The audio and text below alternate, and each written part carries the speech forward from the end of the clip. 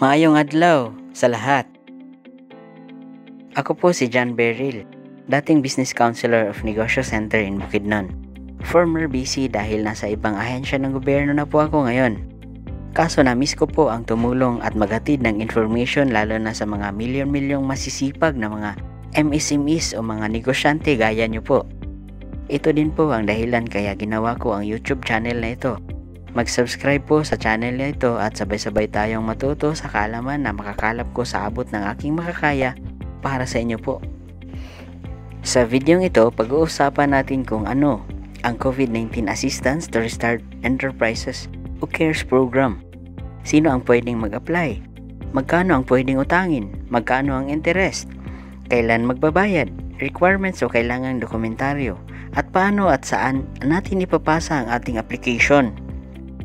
Ayon sa mga balita at official page ng DTI o Department of Trade and Industry, nagpondo ng 1 bilyon o 1 billion ang Small Business Corporation sa pangangasiwa ng Department of Trade and Industry para suportahan ang micro and small business na naapektuhan ng hagupit sa ekonomiya na dala ng COVID-19 pandemic sa ating bansa. Ang CARES program ay gagamitin upang matulungan ang negosyo na makabawi mula sa pagkalugi nito. Ito po ang dapat na mga purpose o layunin na kwalipikado para sa loan. Una, ang pag-update ng mga utang na sasakyan na hindi nabayaran o iba pang mga utang sa pag-aari ng negosyo. Kung magpapalit ng inventaryo para sa mga nabulok o nasira na stocks. At kapalit sa working capital upang makapagsimula muli ang negosyo. Sino naman ang mga pwede o maaaring mangutang sa programang ito? Qualified borrower po kayo kung ikaw ay una, Pilipino. 100% Pilipino po. Bawal po ang banyaga. Pangalawa, at least 1 year na po ang inyong negosyo bago mag-March 15, 2020. Ibig sabihin, dapat nagsimula na ang inyong negosyo bago ang March 15, 2019. Pangatlo, apektado ang negosyo mo ng Enhanced Community Quarantine.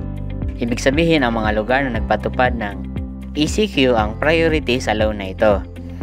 Pang-apat, asset size o ang pag-aari ng inyong negosyo ay hindi lalagpas ng 15 million. Ang asset na binibilang dito ay hindi kasama ang land o ang halaga ng lupa na kinatitirikan ng inyong negosyo. Magkano naman ang pwedeng i-loan? Kung kayo po ay kabilang sa micro enterprises, ang micro enterprises ay may asset size o kabuuang pag-aari na hindi lalagpas sa 3 million.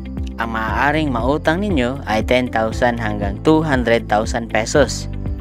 Habang ang small enterprises na may asset na hindi lalagpas sa 10 million ay maaaring umutang ng mas malaki, pero hindi po lalagpas ng 500,000 pesos. Ang assets na binibilang dito ay ang halaga na pag-aari ng negosyo, gaya ng sasakyan, building, mga makinarya at cash o iba pa. Magkano naman ang interest? 0.5% bawat buwan lang daw po. At ang maganda sa loan na ito ay ang grace period na 6 months ang maximum.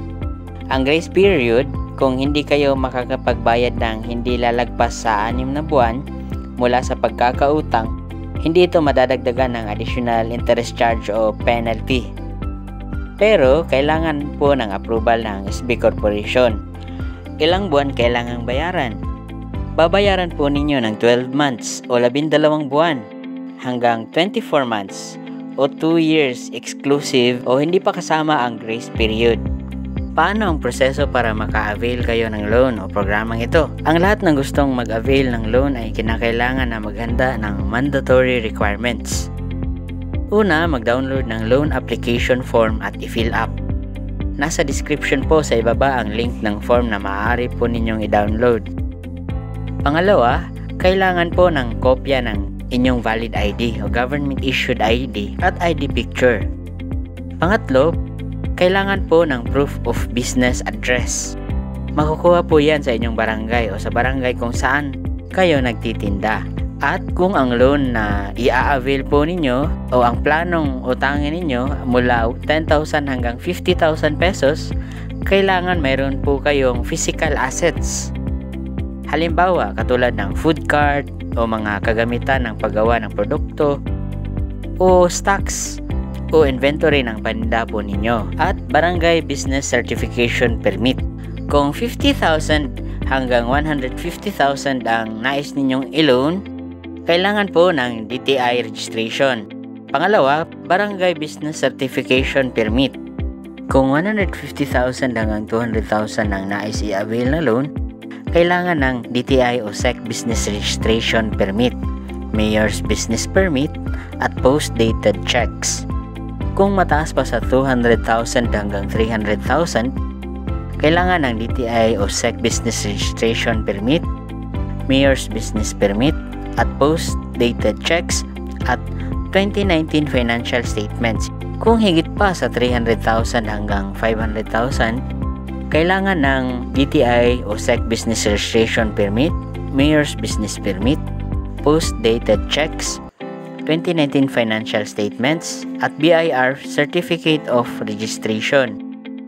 Kung nakumpleto po ninyo ang mga requirements na kailangan, ang gustong mangutang ay bumisita sa pinakamalapit na SB Corporation Desk Office o SB Corporation P3 Field Office, DTI Negosyo Center, DTI Regional or Provincial Offices for Assistance, o di kaya mag-email sa address na ito, p3@sbgfc.org.ph. Ang laman ng email ay kailangan ng information na ito: name o pangalan, name of business, pangalan ng negosyo, complete business address, nature of business, number of years the business is operating, ilang taon na po, number of employees, ilan po ang inyong empleyado kasama na po ang may-ari, purpose of loan, contact numbers. Kailangan po ito para makagawa ang DTI o SB Corporation ng pre-screening sa inyong application. Gaano katagal ang pagproseso? Ang proseso ng P3 ng pautang ng SB Corporation ay 12 araw. Pwedeng sa CARES program, mas matagal o mas madali. Depende sa dami ng applications. Kinakailangan po ng mahabang pasensya sa loan na ito. Magkakaroon ng pre-screening sa mga naipasa mong requirements. Dito sa Bukidnon, isang tao ang nag-verify ng lahat ng loan ng application sa buong probinsya. Siya na rin ang nag-aayos ng mga dokumentong naipasa at gumagawa ng report para isubmit sa SB Corporation. Siya na rin ang nag-follow up ng mga may problema sa loan accounts, kaya medyo matatagalan kung marami ang application. Ipapatupad ang loan facility na ito sa sandaling ang mga pagdeklara ng community quarantine ay tinapos na ng National Government o IATF.